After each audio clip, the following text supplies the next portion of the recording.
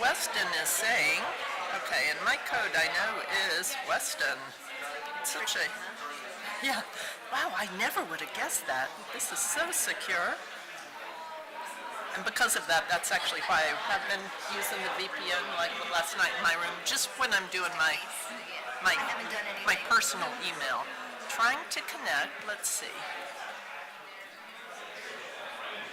This light is really something.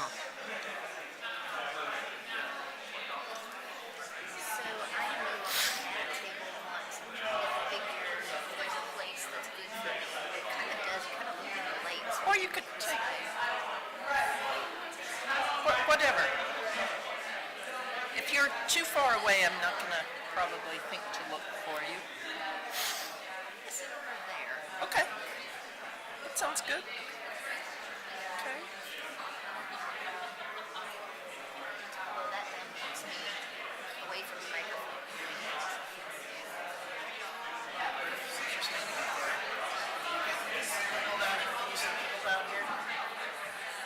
Yes, I can see everybody, even without my glasses, except the back couple of tables. If I didn't know who was sitting there, I wouldn't know who was sitting there. If somebody's raising their hand there, I might or might not notice it. So having the roaming people, I mean, this won't have questions, but in general, yeah. Oh yeah, that was the thing. Are we not doing that part? For,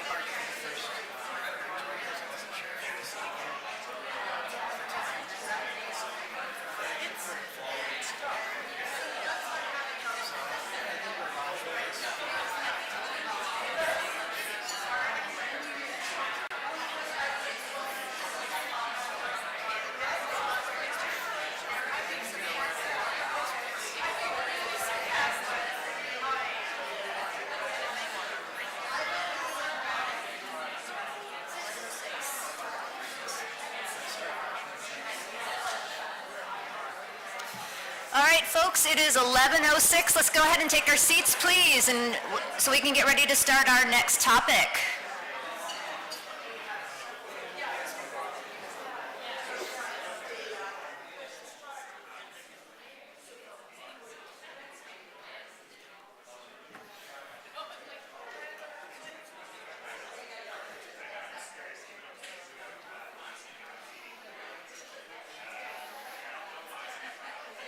Did Ben just...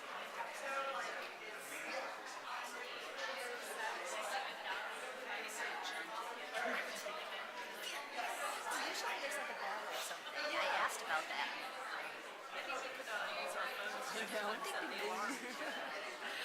All right, welcome back. Thank you for accommodating our schedule and drinking your coffee a little more quickly. The next thing we're going to do today is review, or have a review provided for us of the position papers that were submitted in advance of the meeting. And to do that, we thank Ruth Marnshaw from Stanford University.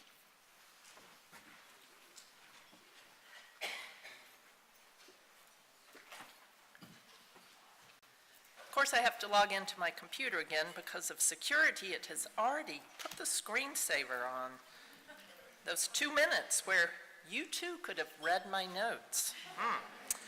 Okay, thank you for the opportunity to give you very, very, very, very brief overviews of the 13 papers that were submitted. I have it on good authority that everyone in this room can read.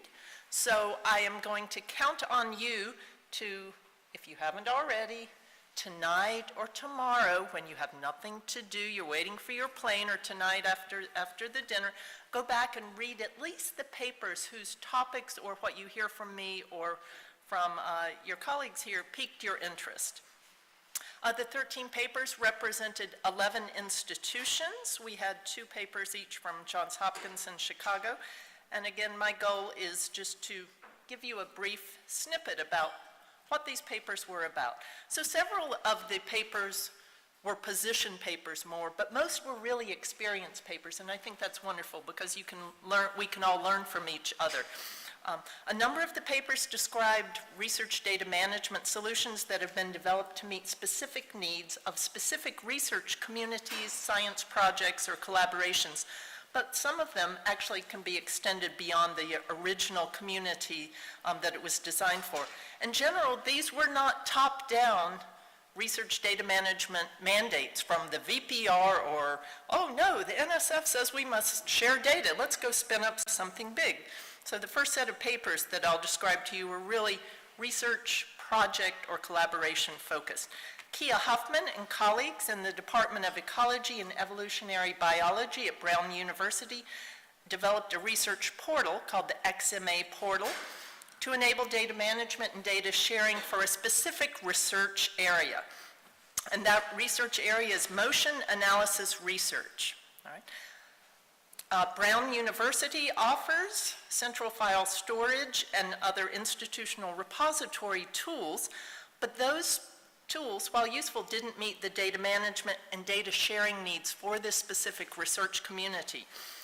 And so back in 2009, so this is not a new initiative, this research community started developing its own solution.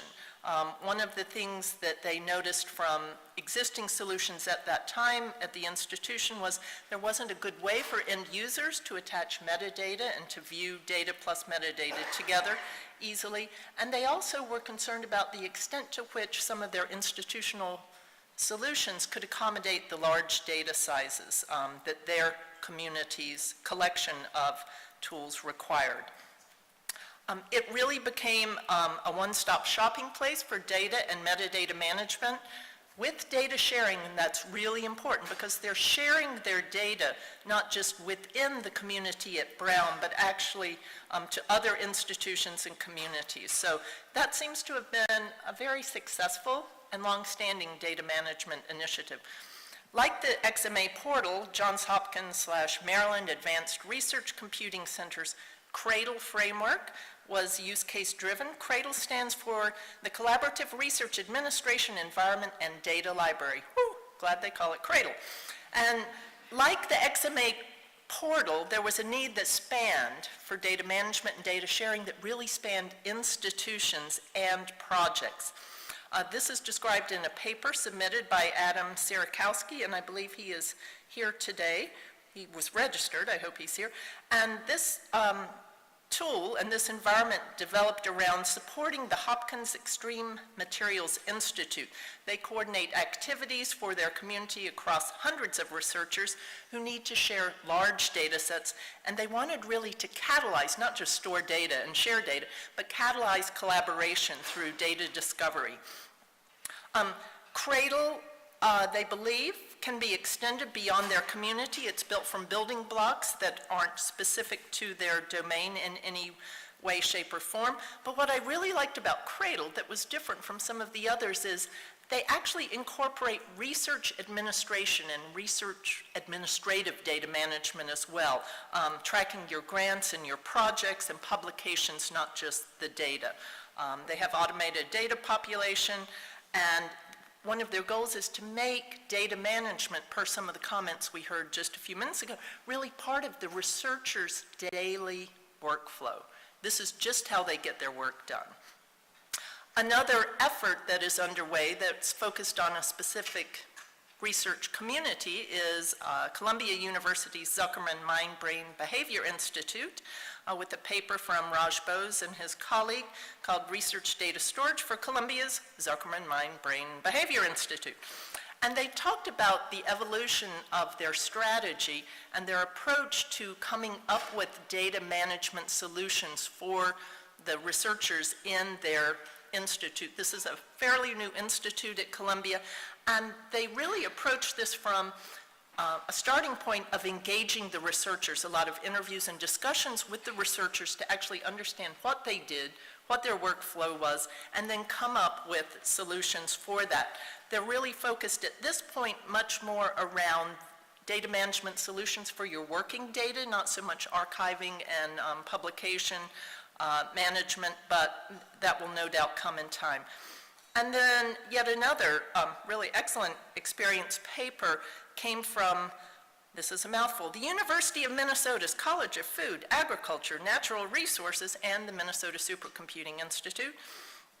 A very large collection of authors. The lead is Graham Allen. I'm not sure if Graham is here, but Jim Wilgenbush is here from that team. And the paper is GEMS, an innovative agroinformatics data discovery and analysis platform. And so GEMS is pulling together data sets of different types. We heard earlier about some of the challenges of data from experiments, data from this source, that source. They're looking at genetic, environmental, management, and socioeconomic data to provide multi-scale analyses. This is another example of a research data management solution and a framework that is intended to span research institutions. The GEMS community actually is international. And they've combined, per some of the comments from the last panel, domain expertise in the science with their HPC teams and their bioinformatics specialists to really craft a very nice environment that will be going live soon. One of the things I most appreciated about their paper was that they pointed out what they saw or see as a key element to success of an RDMI platform, and that you have to have the right data. It has to be at the right time for that community, and you have to have the right technologies. All of these have to come together at the right time. 20 years ago, they couldn't have done, 5 years ago, what they've done today. It was also a good example of how, while they've built a custom platform, they've really done that with sort of commodity, industry standard, in our industry, right, building blocks around security, curation, federation, authentication, using Globus in common. If you look at the table in their paper, it gives very good detail on that. And then at UCSD in San Diego Supercomputing Center, and I'm not sure if anybody from those institutions is here, Amit Chareja and some of his colleagues are on the second iteration of a platform they developed, and that's called SeedMe. It's a data sharing platform. And it came out of not a specific need within a specific science community, but across the science communities they supported, they were getting the same request over and over for visualizations, little websites, how do I share my viz, how do I share the data underneath it. So they developed a platform for that. It's been in use for 3 years. It has more than 600 users and 140,000 different content items across many disciplines. They are starting on SeedMe 2. The paper has a reference to a URL that you can go take a look at a mock-up of what SeedMe 2 will look like. And SeedMe 2 extends SeedMe, but in ways that were specifically requested by the user community. And that's an important element, that it's not just us HPC people and the librarians deciding what tools need to be there and what capabilities, but to engage the communities. There were also several papers that talked about evolving needs beyond what SeedMe has done, dealing with data at scale and dealing with data, the wealth of data across an institution. Preston, whom you just heard on the panel, and Carol Song from Purdue have developed a number of solutions at their institution, and I'm not going to talk about those because Preston just did. And the paper's available, and his slides will be available as well. University of Chicago, also referenced by Dr. DePablo in his presentation, also has a number of institution-wide data storage and data sharing, data management solutions. The paper from our organizer, Barali, focuses specifically on DALI, the data lifecycle instrument for managing and sharing data. Again, it cuts across disciplines. It came out of the research computing team at Chicago, but similar to what Minnesota has done, the building blocks and components are all sort of standard. They did take the XDM data management platform that was in Kia Huffman's paper that I opened with, and developed an XDM data management interface for that. But in general, most of their building blocks are just that. They're building blocks. They're tools you could take at your institution to do something similar. And a third paper that relates well, experiences with data at scale, is from, if I can page up here, David Fearon and the Johns Hopkins University Libraries. They talk about addressing the gaps in data archiving for large-scale computing research. Again, no surprise, there's a lot of data now. There's even more data than ever before, and while the library at Hopkins and their data management group is in its 7th year of operation, and they have an archive solution and a publishing solution. They really are re-architecting what they're doing, and the paper goes into detail on that, to try to address the need for large data files, large-scale data ingest and sharing. And it was nice. It's not just that they recognized this need, but they tried not to just fit it into what they were doing. They're re-architecting their solution, and again, with common tools. That paper also talks about the importance of partnership across the institution, and it links back to the earlier paper that I referenced from Andrew. There's really a lot of good information in that. Now, some of the solutions that we just described were lab-based, some are research computing center-based, some library, all involve some degree of partnerships outside an immediate research project. But there was a paper that looked at, really, to some of the comments earlier today, how should research data management be organized at an institution, or how could it be? We heard about, well, you got the HPC group, the library group, the researchers. Do we talk to each other? Do we even use the same language? And Jamie Wittenberg from Indiana University Library, Scholarly Communication Department, wrote a paper about RDM in context, embedding data in open scholarship at IU. And so the data management program at IU within the library began in 2011, so it's been around a while, but at the same time they stood that up, their university IT research technologies group was standing up RDM services, and the VP for research was also engaging in RDM. So the IU libraries now are working on a research data service, RDS, to formalize those currently informal partnerships and collaborations across these different groups that support RDM. And actually, they're going to embed this in their scholarly communication services and open scholarship more broadly, so cast it within that. They have a fabulous repository today, but they're looking at ways to grow that, integrate research data publishing into their current open journal system platform. They incorporate scientific specimens as well, especially 3D digital data, which was kind of interesting. IU is one, this came out of one particular campus, but IU is a statewide system like many of yours, and to a point made earlier by one of the presenters, they're starting to talk about, and they've actually agreed upon, having a shared Fedora repository across all of the IU system campuses. So that's pretty exciting. So mostly what we've heard so far are about solutions or problems and solutions from academic institutions. There was also a paper from Anita DeWard of Elsevier titled The Mendeley Data Management Platform, Research Data Management from a Publisher's Perspective. And Elsevier shares, I think, the common goal that we all do. You want to make data accessible, discoverable, and reusable, not just deliver content, but actually have solutions. One thing highlighted in the paper was a need for incentives for data sharing, such as credit for shared data, and tools, to a point made earlier again. How do you know that data are being shared? What are the metrics? Do they matter? How do we go about this? And some of you, especially from the library community and publishing communities, are involved in this on a daily basis. I'm not, so this was really new and interesting to me. The state of the practice really is that it's hard to tell how much data is shared. If you download data, does that mean anybody ever used it?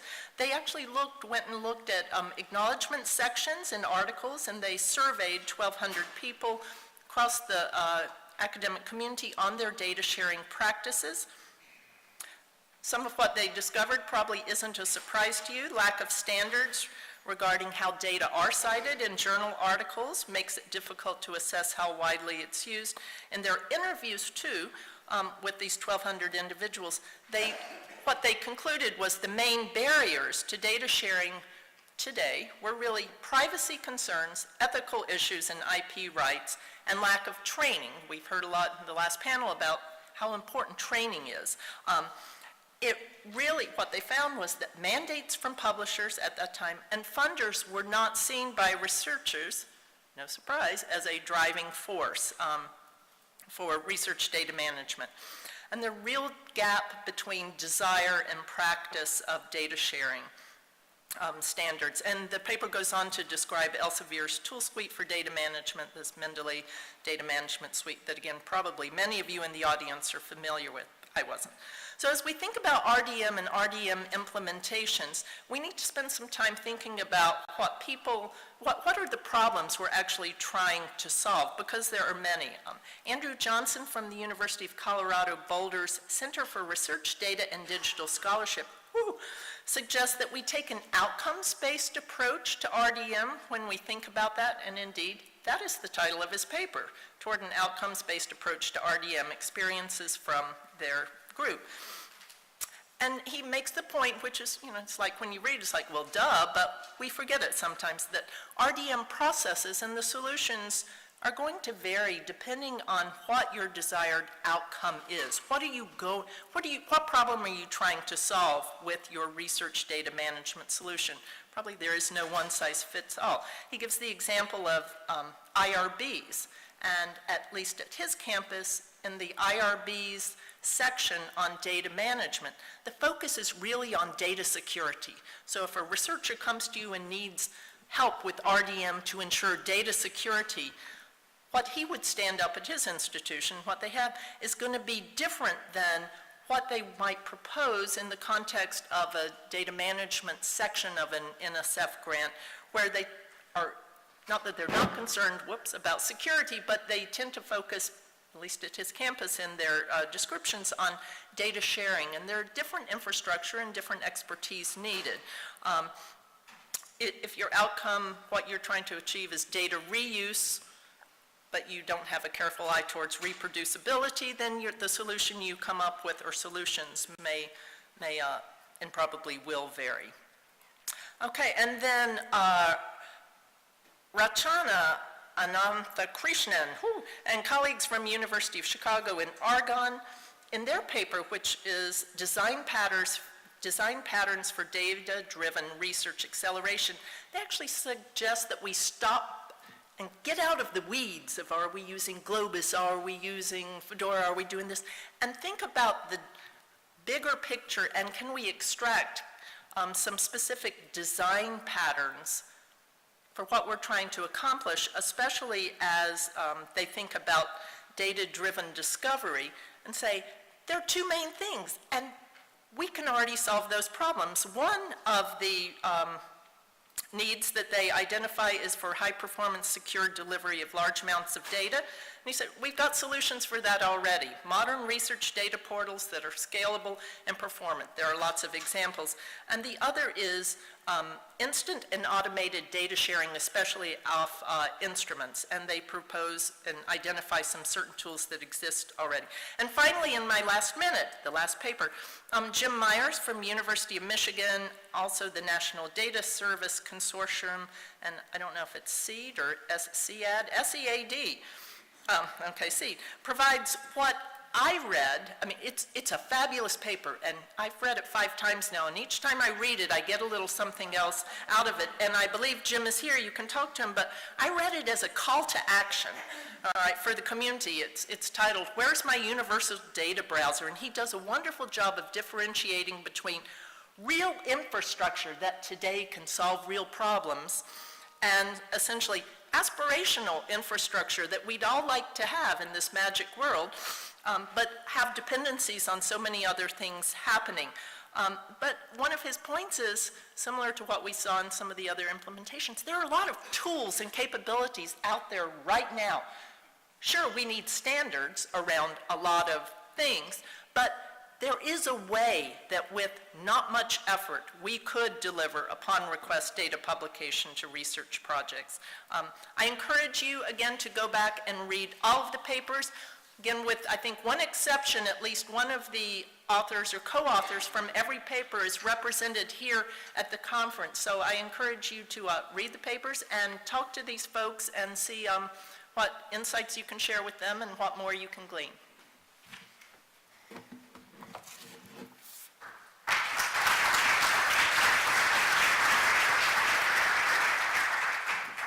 Thank you, Ruth. And I actually would like to do another round of gratitude applause for all those who took the time to submit a paper, because that is extremely useful to the goals of this conference.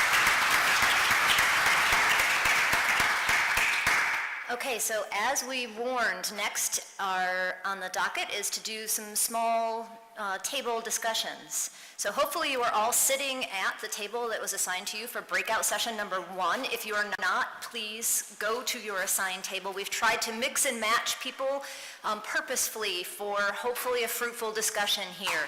So there should be a slide coming up on the large screen that is very similar to the ones that are at the center of your table, except for the fact it has a URL to a shared Google Drive. And in there are 3 documents, one for each breakout session. So please, with the scribes for each session, feel free to scribe however you want to. Ultimately, we would like notes from each table added to this document. There is a section in each document for each table. Just follow your table numbers. You can do it live. We should hopefully not crash Google by having 11 people in that document at the same time. Take your notes there and be prepared to wrap up in 2 minutes. So what we're going to do is split this in half. We're going to take the first 30 minutes of the hour to have your table discussions, and then we are going to have one person from each table come up and take 2.5 minutes exactly, to summarize what was discussed at your table. So there's 3 questions for you. And what am I missing? What am I wrong here? Breakout session.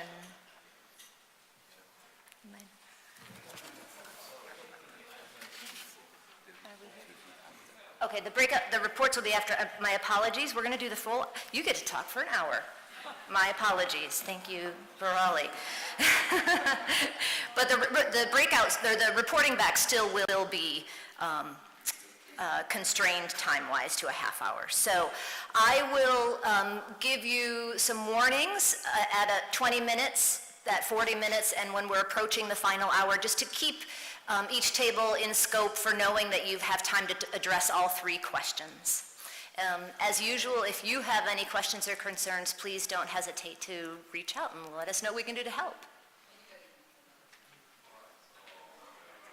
And Barali, we also have at each table a discussion facilitator, is that correct? Yes, okay. If you don't know who is the discussion facilitator at your table, please let us know. We all did assign.